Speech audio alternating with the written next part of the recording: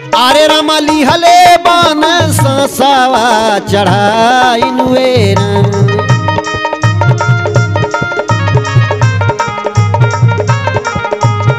एगो सेठ रहले, बड़ा धन रहल, परिवार ना आई रहले, बस दुइये प्राणी रहले, लेकिन कबो भुलाई के भिखमंगा के भीख हिनाई देत रहे। धन तो बहुत ज्यादा रह, लेकिन मन बिल्कुल नहीं रहल दान करे खातिर। एक बार नहाने लागल गंगा जी में, उनका दुल्हन कहलिए रउरो तंजाती नहाई औती तो ठीक रहल, नाई कुछ होता, सब इतना दान पुण्य करला, कुछ अपना दान पुण्य कह देता। कहले भाग रे दुनिया तो दान करते बा, हम का दान करी। कहलिन तो कम से कम जाय के नहाई औता, सब नहाए जात बा। लेकिन दुल्हन कहली कैसे महाराज, आय एक बेर गंगा जी में आवता जो नहाई।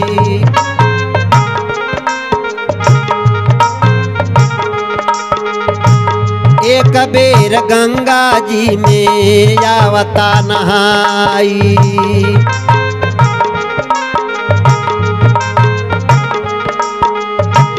आवता नहाई हो, आवता नहाई, एक बेर गंगा जी में आवता नहाई।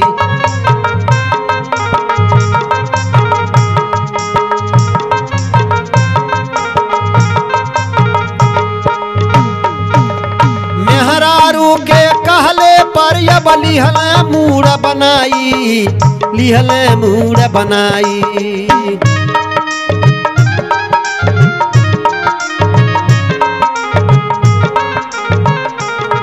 अरे रहिया पैदल चले सेठ जी, 12 किलोमीटर का दूरी रहल घाट जहां लोग नहात रहल। कहने अब सवारी करी तो पता नहीं कितना पैसा ले ली है कुल। वो 12 किलोमीटर का दूरी एकदम पैदल तय कह दिले। पैदल रहिया चले सेठ जी, कार में सवारी कितना धन लाग जाई। एक दिन गंगा जी में आवता नहाई।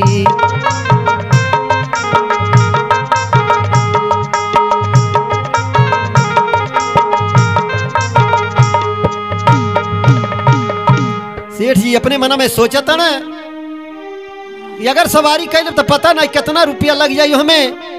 अले अब पैदरे चल दई। अब पैदरे धीरे धीरे टेंगत सेठ जी जाके घाटे पर पहुंच गई ना। आरे जाई के पहुंचे रमा, आरे गंगा जी के घाटिया हो।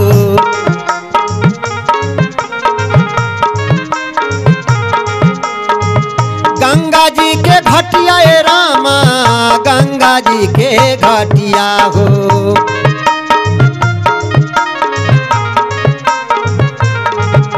किया हो रामा रामा हो। अरे रामा पंडा सगरो गईल लाऊ का इनवेरा।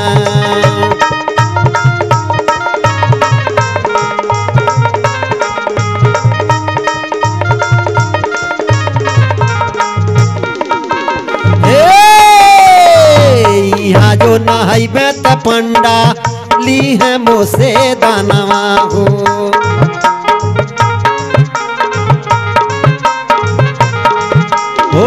ली है मोसे दानवा ए रामा, ली है मोसे दानवा हो।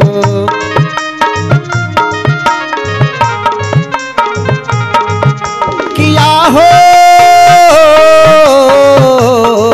रामा रामा हो। अरे रामा दूसरे ही घटमा हम जाई बेरा।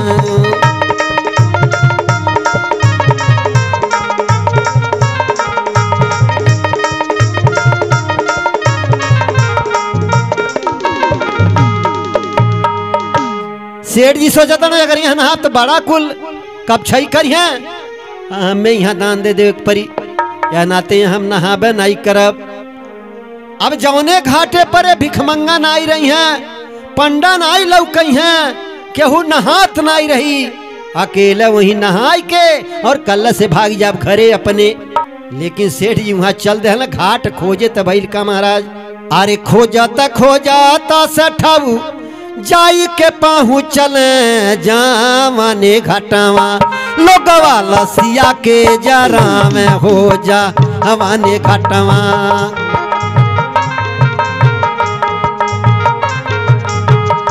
जावन घाटवा हो जावन घाटवा हो जावन घाटवा लोगवा लसिया के जरा में हो जावन घाटवा।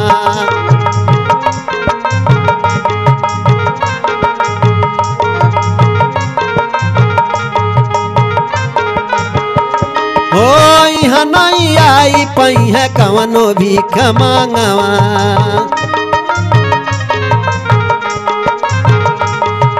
यहाँ नहीं आई पई है कौनो भी कमांगवा ताहिरे घाटवा सेठऊ कैल आसनवा ताहिरे घाटवा।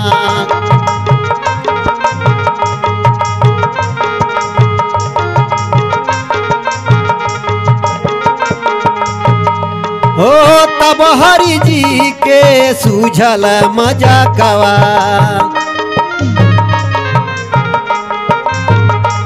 भगवान सोचता ना इतना बड़ा कंजूस बा, इतना धन एक दहली, लेकिन जानत भर में एको पैसा दान नहीं कई चाहता। और दान कैले के मारे आई के शमशान घाट पर नहात बा। हरि जी के मनवा सूझी गईल मजाकवा।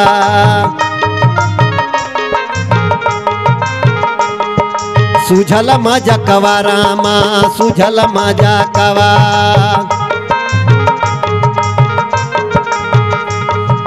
हरि जी के मनवा सूझी गईल मजाकवा ताहिरे छनवा बन के आइल बाभनवा ताहिरे छनवा।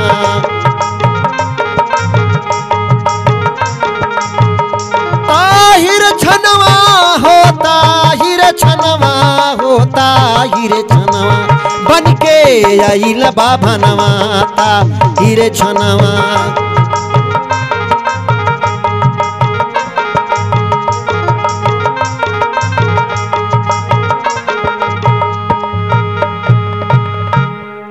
सेठ जी के जब नहात देखले भगवान मजाक सूझल। अखबा बूढ़ के एक पंडा बन के आए के पहुंच गई ना कहना जय हो जजमान की जय हो जजमान की जय हो। आ सेठ जी के काने जब शब्द परल गंगा जी में बुड़की लगावत ना आ जब काने शब्द परल कहना अरे रे बाप यहू आके फाड़ परला जौने मारे त मुर्दघट्टा परे नहातनी यहू नाई छोड़बा तू लोग। शमशानों में भी छोड़बा ना पीछा। हे शमशानों में भी छोड़बा ना पीछा। जौने मारे हम यहाँ के नहात हली हुआ के फाड़ परला। लेकिन वो पंडा बनल भगवान कहले का महाराज संतोषी भी प्रहाई कहीं नहीं जाली। भगवान कहले ये बबुआ अरे हम संतोष मार के यहीं परल रही कहीं जाइल नहीं। आ यहीं आवे न तोहरे ऐसा एक जजमान आवे न साल साल भर के खर्चा हमें एक दाई दान कई के चली जाने। तुहरे यस लोग देना साली भर कभी छा शमशानों में भी छोड़बा ना पीछा।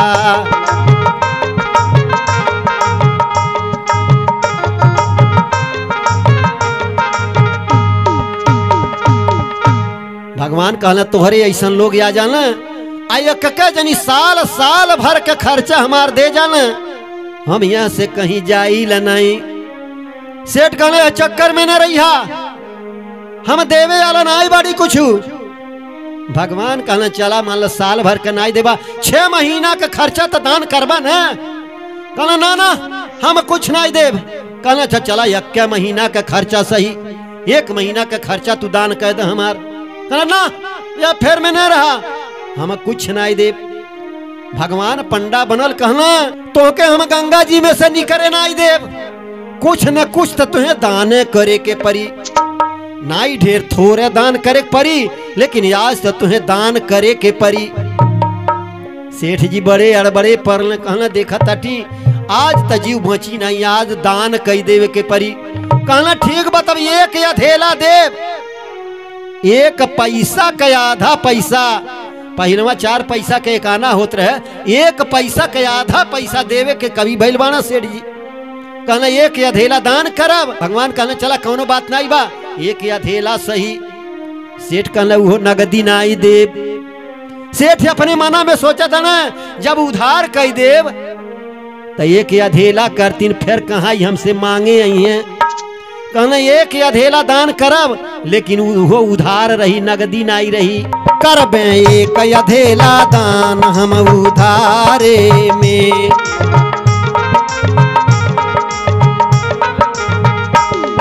उधारे में हो, उधारे में, उधारे में, उधारे में करबे एक अधेला दान हम उधारे में।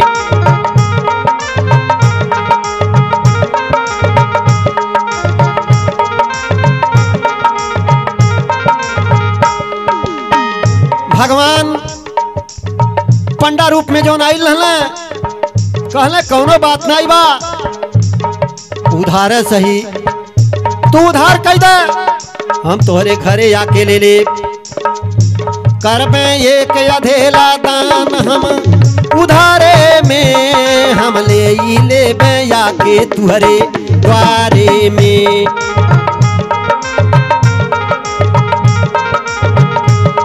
हम ले लेबे आके तुहरे द्वारे में।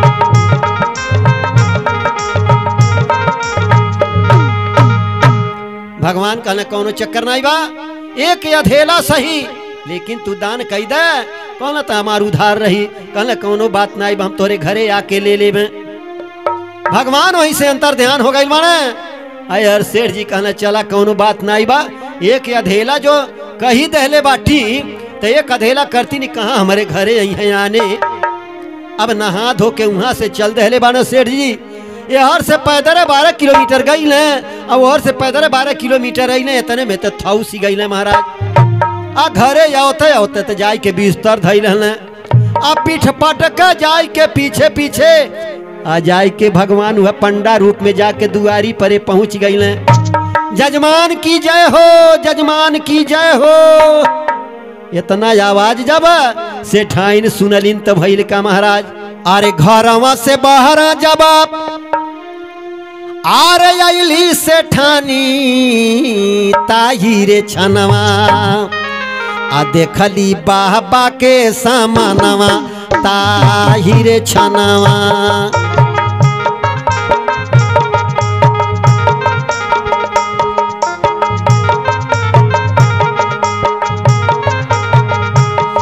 ताहिर छनवा होता, हिरे छनवा होता, हिरे छनवा देखली बाबा के सामनवा ताहिरे छनवा।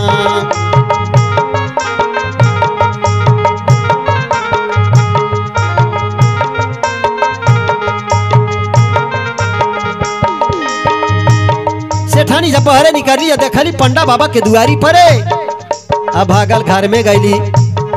हो सेठ जी से कहली कुछ कैले बड़ा दानवा,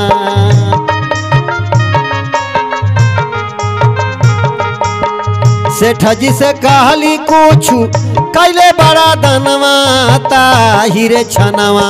पंडा आइले मोरे भवनवा ताहिरे छनवा।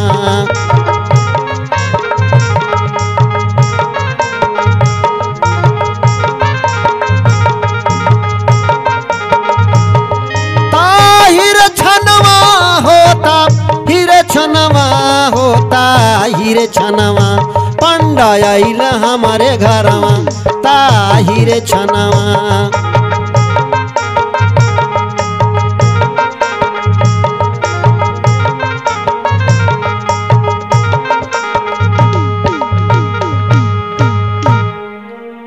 जाके सेठानी जब सेठ से बतौले बाड़ी कि का कुछ दान तनाई न कैले बाड़ा। पंडा बाबा आयल बने हमारे घरा। सेठऊ कहना हाँ एक अधेला दान कैले रहली न हाथ के डो पंडा के कहाँ रे हमारे घर में आई गईल बने। कहना एक काम कर, हम तो जानी हमारे घरे तक कहीं ना ये अधेला करती बाकी आई गई ना तो जाय के कह दे बन्ने भर के बेरमाई गईल बने जा आज घूम जा 2-4 रोज के बाद अहिया ले लिहा। उठे भर के शक्ति ना रह गई बस सेठ जी के। आज जब सेठानी अली बाहर में पंडा बाबा लगे तक कहली का महाराज ए बाबा अरे इतना दूर गई नहाए हरियन से अल आ बन्ने भर का सर्दी जुखाम बुखार लेके परल बने होश चेतनाई दे हेम्बा। अरे गईले आरे बेरमाई हो बाबा आहा मारो हो सा जाना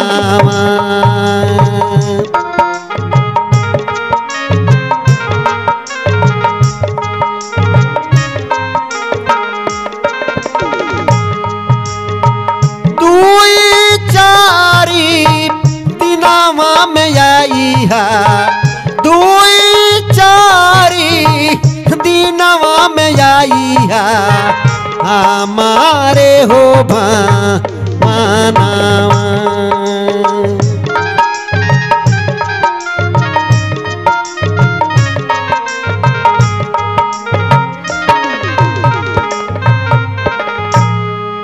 सेठानी कहलिए बाबा उठ नहीं पाता रे बन्ना बेरमा गई ना जा 2-4 रोज में अहा अय अपन जो दान कैले बाना तवन ले लिहा। पंडा बाबा कहना भला बतावा हमार चेला बेरमाइल बा और हम यहाँ से चल जाई ई भला कहीं शोभा देता। अब जबले हमार चेला ठीक नहीं हो जाई तबले हम यहाँ से जाब नहीं यहीं अपन एक किनारे आसन लगा के परल रहब।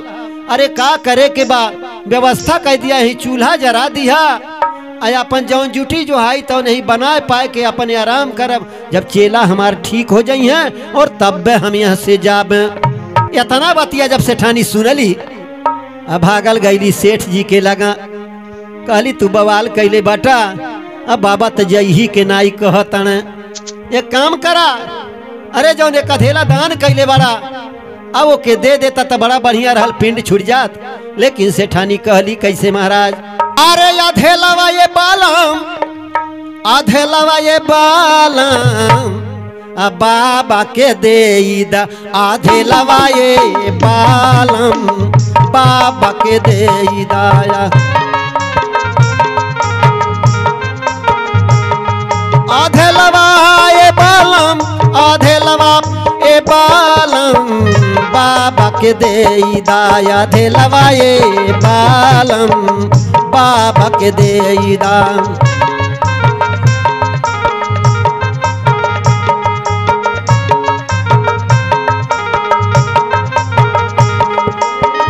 जब तक दे बनाई घरवा नाई छोड़ी हैं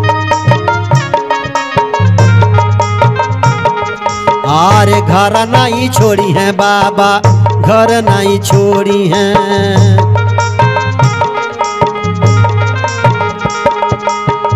नहक बढ़ावले बाड़ा नहक बढ़ावेला झमेलवा ए बालम बाबा के दे दाया धेलवा ए बालम बाबा के दे दा।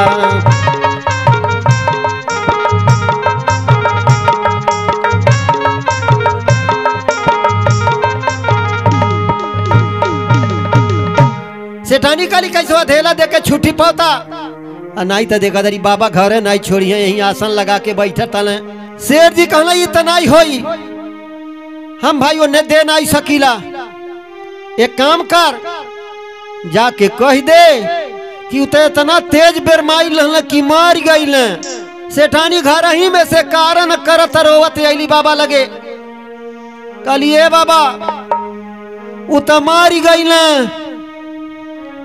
बाबा कहला ओहो अच्छा बच्चा कोनो बात नहीं बा ये तो दुनिया के ऊपर बा अरे जे जन्मल बा ओके मरे के बटले बा तैयारी करा अब हमार जजमान रहने मान ले अगर मर गई न तब हम छोड़ के कैसे यहाँ से जाई और ले चला इनके अंतिम संस्कार करा दें तब करे बाद हम जाबे यहाँ से।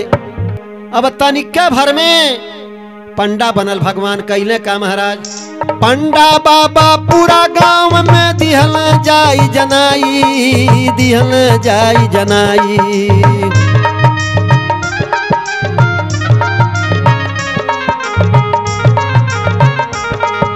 गांव के लोगवा जुटे द्वार पर, सेठ जी कट्ठी कट्ठी परे आरे दिहल बनाई। एक दिन गंगा जी में औता जो नहाई।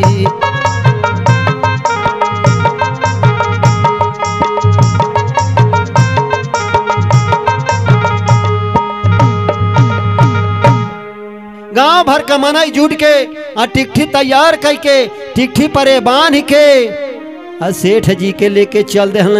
सेठाइन कहली बाप रे बाप देखा तारी जियते हमारे मर्दा के ले जा के लोग फूक दी हैं। कहली ने पंचो सुना सुना सुना मारल नहीं बाटे, लेकिन सेठानी के बतिया केहू सुनत नहीं बा। पंडा बाबा कहले यही के पति मर जाई त मोह तोहार होखे ऐसा कहताड़ू मरल नहीं बाटे, एमे तोहार गलती नहीं बा। मोह बस दुनिया यह कहाला कि मरल नहीं बाटे, वैसे तू कहताड़ू। आऊ त बेचारी फूरे फुरऊ किया कहत या मरल नहीं बाटे नकल कैले बाने, लेकिन पंडा बाबा कहत नहीं नहीं तोहार मोह बोलता। अरे मुँहल नहीं बाने रामा, अरे हमारो सजाना हो।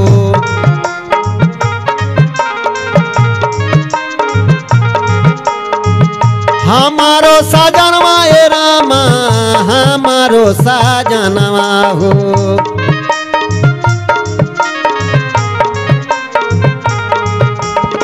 हो रामा रामा हो। अरे रामा लिहले बन ससावा चढ़ाई नुएरा।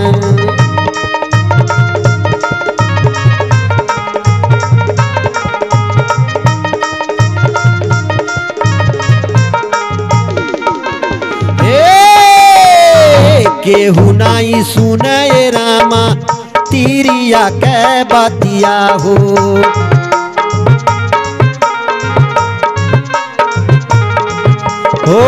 तीरिया के बताए रामा, तीरिया के बतिया हो।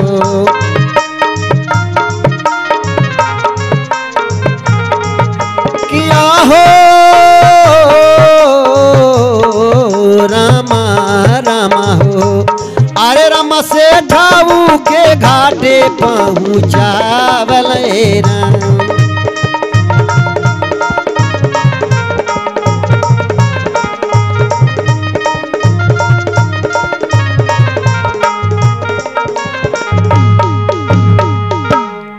गांव भर के मनई मिल के टिकठी परे बांध के सेठ जी के ले जाके घाटे परे पहुंचा दे। लेकिन सेठ जी अब अहिन नाई कह तन ले आवा एक अधेला दे दे हम छुट्टी पाई जाई। गांव का मनई चिता तैयार कई दहले बाने और चिता परे सुताई दहले बाने, ऊपर से लकड़ी से तोप दहले बाने। लेकिन सेठ जी तब्बो नाई कह तन ले आवा एक अधेला दे दे। भगवान पंडा बनल रूप में बाप रे बाप ऐसन ऐसन मनई दुनिया में परल बाने। एक अधेला करतीन देखा ताड़ी अब्बे फुकाई जाई। कहले रुका भाई अब लोगन आगी न लगई है, काहे से अब हमें चेला के काने में एगो मंत्र देवे के बा। भगवान गईले आ सेठ जी के काने लगे मुंह कई के कहला ए सेठ जी अरे उठ जा, हम भगवान विष्णु हई। सेठ जी अखिया खोला तन त देखा तन वह पंडा बाबा हमें अटप से फिर सेठ जी अपने आँख मूल ले तट। भगवान के हंसी लागल। कहना ये सेठ जी हम ही से कुछ मांग ले, हम भगवान विष्णु होई, जौन मांगे खो हमसे मांग ले। सेठ जी कहले अरे दादा तू हमके देबा का, तू अधेला के पीछे परल बाटा, हमें जरा देहल चाहता, हमके देबा का। अरे बहुत खुश बाटा, तो हमारे अधेलवा वह माफ कई दे। ये करे आगे दादा हमें कुछ नहीं चाहिए तो से। भगवान विष्णु कहले अब चितवा पर से उठी जा हम अधेलवा तोहार माफ कर दिली न दिए। कहले जब अधेलवा हमसे नाई लेबा तब हम चितवा पर से उठी जाबे। सेठ जी के अधेला माफ भइल और सेठ जी चिता पर से उठ गईले अपने घरे अइले। महाराज यह नाते कहे के परल बा अरे प्रभु जी हरल सेठ अधेला लिहल माफ कराई, लिहल माफ कराई।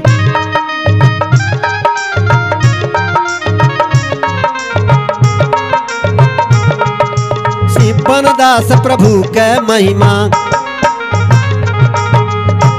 गावले नाही वराई। एक दिन गंगा जी में अवता नहाई।